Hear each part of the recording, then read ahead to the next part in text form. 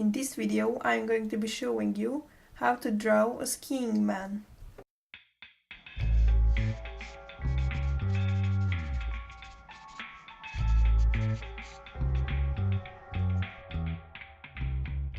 I'm starting out with a tilted horizontal line indicating the ground and a line that kind of looks like a 5 from here, the number 5.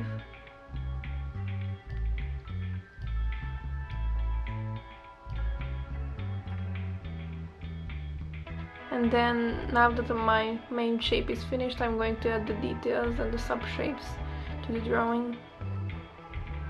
Since this man is skiing, I'm going to add some equipments that are required for skiing. And the coat.